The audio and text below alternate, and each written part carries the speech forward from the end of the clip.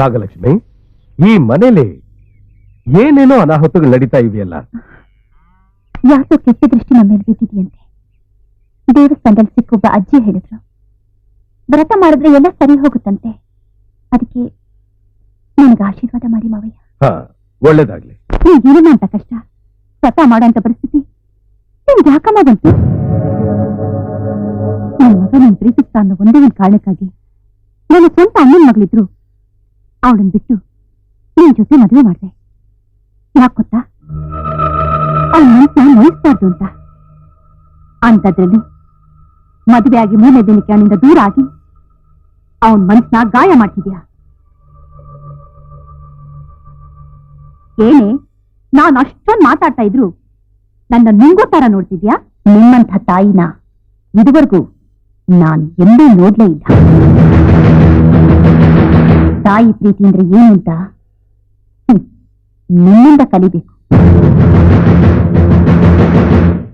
ಯಾವುದೇ ತಾಯಾದ್ರೂ ತನ್ನ ಮಗ ಚೆನ್ನಾಗಿರ್ಬೇಕು ಅಂತ ಆಸೆ ಪಡ್ತಾಳೆ.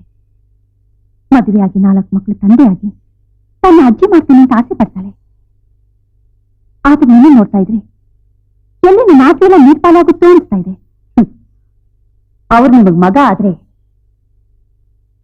ನನಗೆ ಗಂಡ.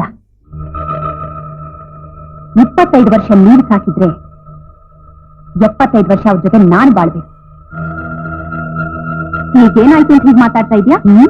ನಿಮಗೇನು ಗೊತ್ತೇ ಇಲ್ವಾತೆ? ತಪ್ಪು ಯಾರು ಅಲ್ಲ, ನಂದೆ. ಒಳ್ಳೆ ಗಂಡ ಸಿಕ್ಕಿದ್ರೆ ಹರಕೆ ತೀರಿಸ್ತೀನಿ ಅನ್ಕೊಂಡಿದ್ದೆ. ಹರಕೆ ತೀರಿಸ್ತಾ ಅತ್ತೆ ಮನೆ ಸೇರ್ದೆ ನೋಡಿ, ಅದಕ್ಕೆ ಏನೇನೋ ಆಗ್ತಾ ಇದೆ. ಯಾರ ಮನಸ್ಸಿನಲ್ಲಿ ಏನಿದೆಯೋ ಏನೋ, ಯಾರ ಕೆಟ್ಟ ದೃಷ್ಟಿ ಅವ್ರ ಮೇಲೆ ಬಿತ್ತೋ ಏನೋ. ಆ ತಾಯಿ ನಾಗಮ್ಮ ಇರೋವರೆಗೂ ನನಗೆ ಯಾವ ಕಷ್ಟಗಳು ಬರೋದಿಲ್ಲ. ನನ್ನ ಗಂಡನ ನನ್ನಿಂದ ಯಾರೂ ದೂರ ಮಾಡಕ್ಕಾಗಲ್ಲ. ತೀರಿಸ್ಬೇಕಾದ ಹರಕೆನ ನನ್ನ ಪ್ರಾಣ ಕೊಟ್ಟಾದ್ರೂ ವ್ರತ ಮಾಡಿ ತೀರಿಸ್ತೀನಿ. ಅತ್ತೆ, ನನಗೆ 10 ಮಕ್ಕಳಾಗಿ ನನ್ನ ಗಂಡನ ಜೊತೆ ಬಾಳೋ ಹಾಗೆ ಆಶೀರ್ವಾದ ಮಾಡಿ.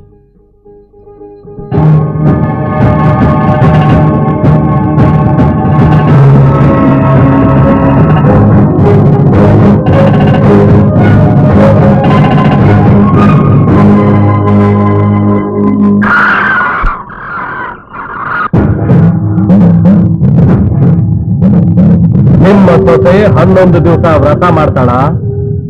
ಅವಳು ಗಂಡನ್ನ ಉಳಿಸ್ಕೊಳ್ಳೋದಕ್ಕೆ ಪ್ರಯತ್ನ ಮಾಡ್ತಾ ಇದ್ದಾಳ?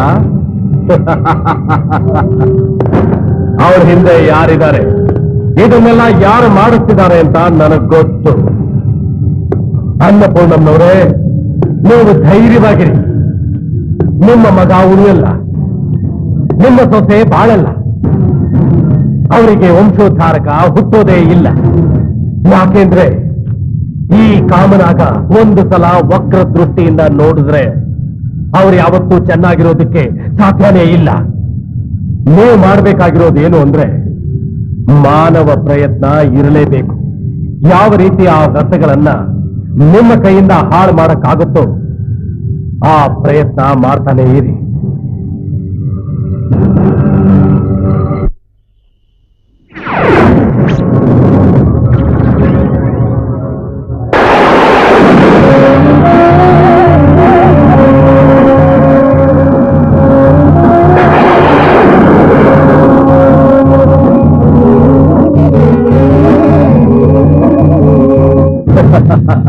ಬಂದ್ಯಾ? ಬಾ. ನಿನ್ನ ನೋಡ್ತಾ ಇದ್ರೆ ನನಗೆ ಸಂತೋಷ ಆಗ್ತಾ ಇದೆ, ಇನ್ನೊಂದ್ ಕಡೆ ಕೋಪನೂ ಬರ್ತಾ ಇದೆ. ನಿನ್ನ ಇಷ್ಟಪಟ್ಟು ಮದುವೆ ಮಾಡ್ಕೋಬೇಕು, ನೀನೇ ನನ್ನ ಪ್ರಾಣ ಆಗಬೇಕು, ಜೀವನ ಪರ್ಯಂತ ದಾಸಿ ಮಾಡ್ಕೊಂಡು ನಿನ್ನ ಕೈಯಲ್ಲಿ ಸೇವೆ ಮಾಡಿಸ್ಕೋಬೇಕು ಅಂತ ಎಷ್ಟೋ ಆಸೆ ಪಟ್ಟಿದ್ದೆ. ಇನ್ನು 100 ಜನ್ಮ ಎತ್ತಿದ್ರು ನನ್ನ ಗಂಡನಾಗೋ ಅರ್ಹತೆ ನಿನಗೆ ಬರಲ್ಲ. ನಾಗವೀರ ನನ್ನ ಜಾತಿಗೆ ವಜ್ರ ಇದ್ದ, ಅಂಥವನು ದಾಸಿ ಆಗ್ಬೇಕು ಹೊರತು ನಿನ್ನಂಥ ಸ್ವಾರ್ಥಿ ಕುತಂತ್ರಿ ನೀಚನಿಗೆ ನಾನು ಯಾವತ್ತೂ ತಲೆಬಾಗಲ್ಲ. ನಾಗಜಾತಿಯಲ್ಲಿ ಹುಟ್ಟಿ ನಾಗಜಾತಿಗೆ ಅವಮಾನ ಮಾಡಿದ್ದಕ್ಕೆ ನಾಗಲೋಕದಿಂದ ನಿನಗೆ ಬಹಿಷ್ಕಾರ ಹಾಕಿದ್ರು ನಿನಗೆ ನಾಚಿಕೆ ಆಗ್ಲಿಲ್ವಾ? ಇನ್ನು ನಿನಗೆ ಬುದ್ಧಿ ಬರ್ಲಿಲ್ವಾ? ಯಾವಾಗ ನಿನ್ನ ತಂದೆ ನಿನ್ನ ನನಗೆ ಕೊಟ್ಟು ಮದುವೆ ಮಾಡ್ಲಿಲ್ವೋ, ನೀ ನನ್ನ ಕೈ ಕೊಟ್ಟು ಮೋಸ ಮಾಡಿದೆ. ಆ ನಾಗಜಾತಿಯ ವಾಸನೆ ಕೂಡ ನನ್ನಲ್ಲಿ ಇರಬಾರ್ದು ಅಂತ ಅದನ್ನ ನಾಶ ಮಾಡಿ ಗರುಡನ್ನ ಆವಾಹನೆ ಮಾಡಿಕೊಂಡು ಅದರ ಶಕ್ತಿ ಪಡೆದು ನಿನ್ನನ್ನ ನಾಶ ಮಾಡಬೇಕು, ನಿನ್ನ ಪೂರ್ತವರಿಗೆಲ್ಲ ಕಷ್ಟ ಕೊಡಬೇಕು ಅಂತ ಪ್ರತೀಕಾರದ ಜ್ವಾಲೆಯಿಂದ ಈ ಭೂಲೋಕಕ್ಕೆ ಬಂದಿದ್ದೇನೆ. ನನ್ನ ಭಕ್ತರಿಗಾಗ್ಲಿ ಮಾನವರಿಗಾಗಲಿ ಯಾವುದೇ ರೀತಿ ಕಷ್ಟ ನಿನ್ನಿಂದ ಬರಬಾರ್ದು. ಋಣಶೇಷ, ಶತ್ರುಶೇಷ, ಗುಣಶೇಷ ಯಾವುದೂ ಇರಬಾರ್ದು ಅಂತ ಹೇಳ್ತಾರೆ. ಆ ಶೇಷನೆಲ್ಲ ಲೆಕ್ಕ ಹಾಕಿಟ್ಟಿದ್ದೀನಿ. ಅದನ್ನ ಚುಕ್ತ ಮಾಡ್ಬೇಕಲ್ವಾ? ನನ್ನ ಮೇಲಿರೋ ಸೇಡಿಗೋಸ್ಕರ ಆ ಶಿವಲಿಂಗನ ಮೇಲೆ ಯಾಕೆ ಹಾಗೆ ತೀರಿಸ್ಕೊತಿದ್ಯಾ? ನೀವೇ ಅಲ್ಲ, ಯಾರು ನಿನ್ನ ಗಂಡನಿಗೆ ಸಂಸ್ಕಾರ ಮಾಡಿ ದೇವಸ್ಥಾನ ಕಟ್ಟಿಸಿದಾರೋ ಅವ್ರ ಮೇಲೆ ನನಗೆ ಸೇಡಿದೆ. ಅದಕ್ಕೋಸ್ಕರ ಅವರು ವಂಶ ನಿರ್ವಂಶ ಆಗಬೇಕು ಅಂತ ಅವನು ಚಿಕ್ಕವನಿದ್ದಾಗ ಅವನಿಗೆ ವಿಷ ಕೊಟ್ಟು ಅವನ ಹಾಗೆ ಮಾಡಿದೆ. ಕಾಮನಾಗ, ನೀನು ದುಷ್ಟ ಬುದ್ಧಿಯಿಂದಾನೇ ಯೋಚನೆ ಮಾಡ್ತೀಯ. ದುಷ್ಟರು ದುಷ್ಟತನದಿಂದಾನೇ ಹಾಳಾಗ್ತಾರೆ, ಕೆಟ್ಟವರು ಕೆಟ್ಟತನದಿಂದ ಕೆಟ್ಟು ಹೋಗ್ತಾರೆ. ನಾನು ಒಳ್ಳೆ ಮನಸ್ಸಿಂದಾನೇ ಹೇಳ್ತಾ ಇದ್ದೀನಿ, ಒಳ್ಳೆಯವರಿಗೆ ಒಳ್ಳೆಯದೇ ಆಗುತ್ತೆ. ದುಷ್ಟ ಶಿಕ್ಷಣ ಶಿಷ್ಟ ರಕ್ಷಣೆಗಾಗಿ ಈ ಭೂಲೋಕದಲ್ಲಿ ಎಷ್ಟೋ ದೇವತೆಗಳು ಅವತಾರ ಎತ್ತಿದ್ದಾರೆ. ಭಕ್ತರಿಗೋಸ್ಕರ ಭಗವಂತ ಯಾವಾಗಲೂ ಇರ್ತಾನೆ. ಅಂಥವರಿಗೆ ಯಾವತ್ತೂ ಕೆಟ್ಟದಾಗಲ್ಲ. ನೋಡು, ನನ್ನ ಪ್ರಾಣ ಇರೋವರೆಗೂ ಈ ಪಂಚಭೂತಗಳ ಸಾಕ್ಷಿಯಾಗಿ ಹೇಳ್ತಾ ಇದ್ದೀನಿ, ಅವರಿಗೆ ಒಳ್ಳೆಯದೇ ಆಗುತ್ತೆ. ಆ ಶಿವಲಿಂಗನಿಗೆ, ನನ್ನ ಭಕ್ತಿಯಾದ ನಾಗಲಕ್ಷ್ಮಿಗೆ ಮಕ್ಕಳಾಗೆ ಆಗ್ತಾರೆ. ಓಂಕಾರದ ಸಾಕ್ಷಿಯಾಗಿ ಹೇಳ್ತಾ ಇದ್ದೀನಿ, ಆ ವ್ರತನ ಯಾರಿಂದಲೂ ತಡೆಯೋಕ್ಕಾಗಲ್ಲ. ಸುಂದರಿ, ನಾಗ ಸುಂದರಿ, ನಾಗಲಕ್ಷ್ಮಿ, ನೀನು ಮಾಡಬೇಕಾದ ಮೊದಲನೇ ವ್ರತ ಏನೆಂದರೆ ಶುದ್ಧವಾಗಿ ಪರಿಶುದ್ಧ ಮನಸ್ಸಿನಿಂದ ಪೂಜೆ ಮಾಡಿ 7 ಜನ ಮುತ್ತೈದೆಯರಿಗೆ ಬಾಗಿನ ಕೊಟ್ಟು ಅವರಿಂದ ಆಶೀರ್ವಾದ ಪಡೆಯಬೇಕು. ಅಯ್ಯಯ್ಯೋ, ನಿತ್ಕೊಳ್ಳಿ. ಏನಿದು?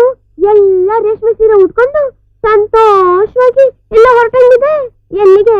ನಿಮ್ಮನೆಗೆ. ನಾಗಲಕ್ಷ್ಮಮ್ಮ ವ್ರತ ಮಾಡ್ತಿದ್ದಾರೆ, ಮುತ್ತೈದೆ ಬಾಗ್ನ ತಗೊಂಡ್ಬರಕ್ ಹೋಗ್ತಾ ಇದೀವಿ. ಅಷ್ಟೇ, ಇವತ್ತು ಮುಗೀತು ನಿಮ್ಮ ಕತೆ. ಇದೇನಪ್ಪ, ಶುಭ ಕಾರ್ಯಕ್ಕೆ ಹೋಗುವಾಗ ಅಪಶಕ್ನ ಮಾತಾಡ್ತಾ ಇದ್ದೀರಾ? ಅಯ್ಯೋ ಪಾಪ, ನಿಮ್ಗಿನ್ನೂ ವಿಷಯನೇ ಗೊತ್ತಿಲ್ಲ ಅಂತ ಕಾಣುತ್ತೆ. ಏನಮ್ಮ ಹೇಳ್ತಿದ್ದೀರಾ? ನಮಸ್ಕಾರ. ಅಂಟು ರೋಗದ ವಾರ್ತೆಗಳು.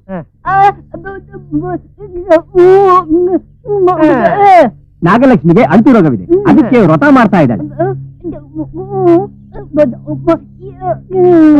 ಅವಳ ಕೈಯಿಂದ ಬಾಗಿನ ತೆಗೆದುಕೊಂಡರೆ ಅವರಿಗೆ ಆ ರೋಗ ಬಂದು 11 ದಿವಸದ ಒಳಗೆ ಸತ್ತೋಗ್ಬಿಟ್ಟಾರೆ ಅಂತ ಅವಳು ಹೇಳ್ತಾ ಇದ್ದಾಳೆ.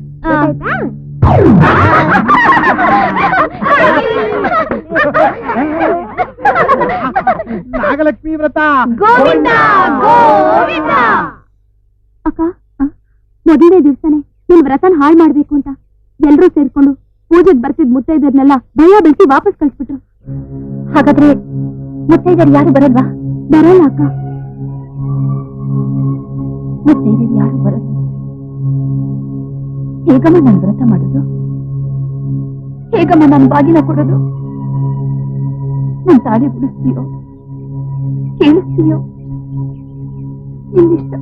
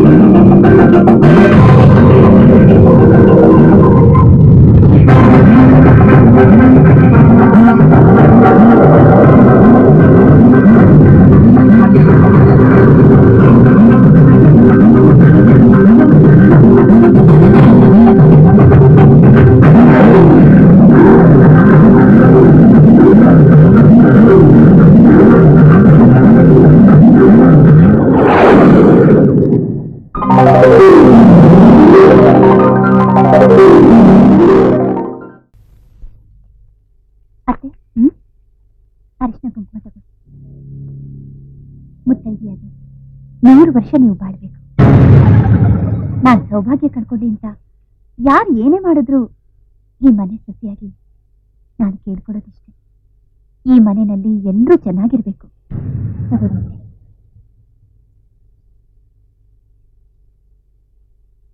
ಇವತ್ತು ಮೊದಲನೇ ದಿನದ ವ್ರತ ಯಾವ ತೊಂದರೆನೂ ಇಲ್ಲದೆ ನಮ್ಮಮ್ಮನ ಆಗಮನ ಆಶೀರ್ವಾದದಿಂದ ನೆರವೇರಿತು. ಇನ್ನು ಮುಂದೆ ಕೂಡ ಎಲ್ಲಾ ವ್ರತಗಳು ಸಾಂಗವಾಗಿ ಖಂಡಿತ ನೆರವೇರುತ್ತೆ. ನಾನು ಬರ್ತೀನಂತೆ.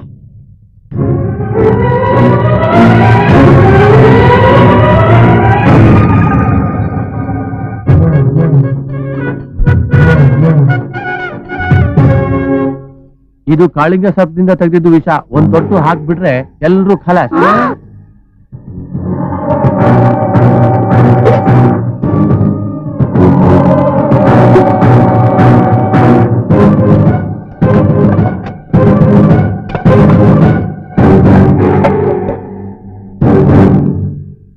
ನಂದಿನಿ ಅಕ್ಕ, ಪ್ರಸಾದ ತಗೊಂಡ್ ಬಾಮ್ಮ.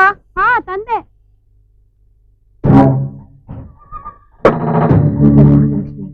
ಮಕ್ಕಳಿಗೆಲ್ಲ ಪ್ರಸಾದ ಕೊಟ್ಬಿಡ್ತಾಳೆ. ಮಕ್ಕಳೆಲ್ಲ ಪ್ರಸಾದ ತಿಂದು ಬಿಡ್ತಾರೆ. ಆಗ ಈ ಊರಿನ ಜನ ನಾಗಲಕ್ಷ್ಮಿನ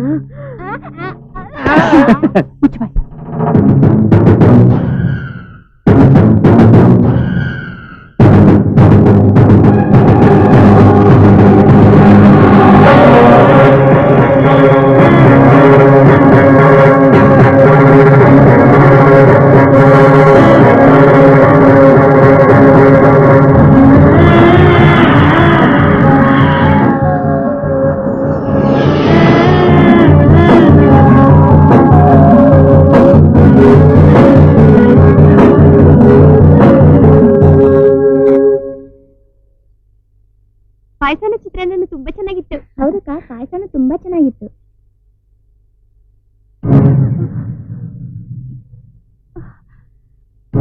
ಕಾರ್ ಕೊಟ್ಟ ವಿಷಯ ಅಂದ ಒಬ್ರು ಸಾಯ್ಲಿಲ್ಲ. ಏನಮ್ಮ ಮಲ್ಲಿಗೆ ಹಾಗೆ ನೋಡ್ತಾ ಇದೀಯಾ? ಅಲ್ಲಿ ಶ್ರೀಮತ್ ಅವರಿಗೇನೋ ಪೂಜೆ, ಇಲ್ಲಿ ಇವರಿಗೆ ಉಪವಾಸ.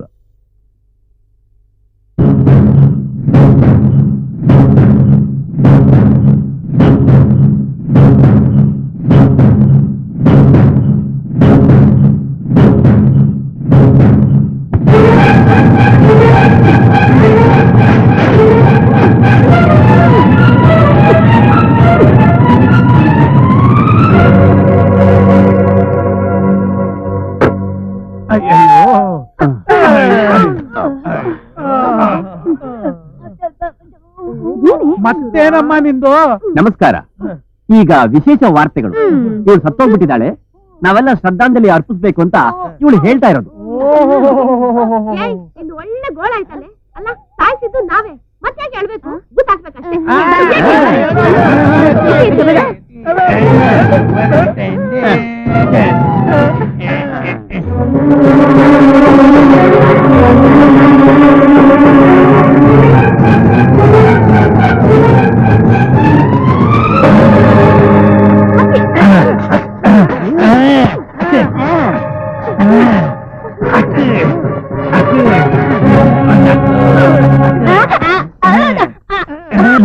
ನಾ ಊತಿದ್ದು ನಾಗಲಕ್ಷ್ಮಿನ, ಸರ್ಸು ಯಾಕೆ ಬಂದ್ಲು? ತೆಗಿ ತೆಗಿ.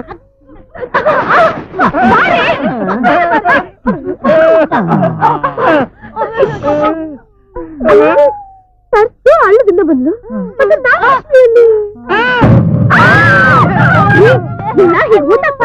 ಬೆಂಕಿ ಎತ್ತಿ ಸುಡ್ಬೇಕು ರೀ. ಹೌದೌದೌದು.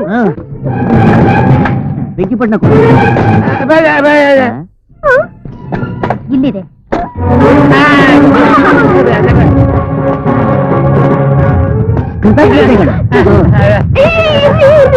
ನಾವೆಲ್ಲ ಸೇರಿ ಒಟ್ಟಿಗೆ ಇಟ್ಬಿಡೋಣ. ಒಂದ್ ನಿಮಿಷ ನೋಡ್ಕೊಂಡಿಟ್ರೆ ಅದು ದೆವ್ವಾಗಿ ನಮ್ ಹಿಂದೆನೆ ಮನೆವರೆಗೂ ಬಂದ್ಬಿಡ್ತೆ. ನೋಡ್ದೇನೆ ಇಟ್ಬಿಡೋಣ.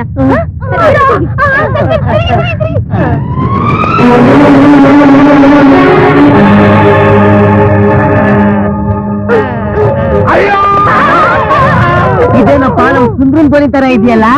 ಸುಂದ್ರನ್ ತರ ಅಲ್ಲ, ಸುಂದ್ರಾನೇ.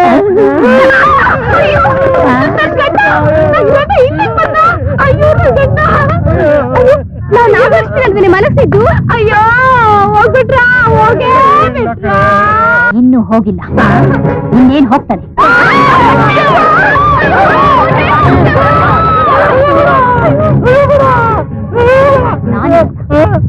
ನೀನೇ ಇಟ್ಕೋ.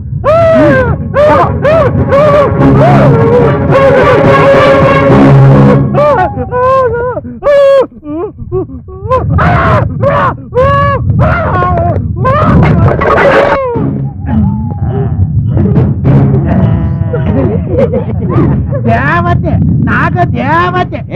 ನಮ್ಮನ್ನೇ ಆಟ ಆಡಿಸ್ತೀಯಾ? ನಾಗಲಕ್ಷ್ಮಿ ಕೈಲಿ ವ್ರತ ಬೇರೆ ಮಾಡಿಸ್ತೀಯಾ? ಏನೇ ಹೇಳ್ತಾ ಇದ್ಯಾ? ನಮಸ್ಕಾರ. ಇವತ್ತಿನ ವಾರ್ತೆಗಳ ಮುಖ್ಯಾಂಶಗಳು. ನಿನ್ನ ಸಾಯಿಸಿ ನಾವೆಲ್ಲ ಸೇರ್ಕೊಂಡು ನಿನ್ನ ತಿಥಿ ಮಾಡ್ತೀವಿ.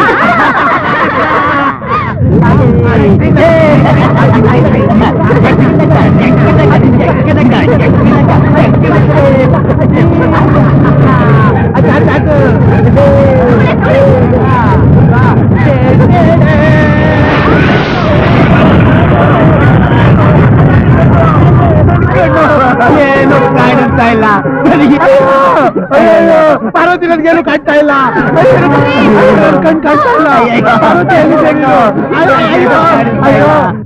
ಅನ್ನಪೂರ್ಣಂನವರೇ, ಇವತ್ತು ನನ್ನ ಶಿಷ್ಯರು ನಿಮ್ಮ ಮನೆಗೆ ಬಂದು ಪುಂಗಿ ಊದ್ದಾಗ ಉದ್ರೇಕಗೊಂಡ ಶಿವಲಿಂಗ ನಾಗಲಕ್ಷ್ಮಿನ ಕೆಡಿಸ್ತಾನೆ.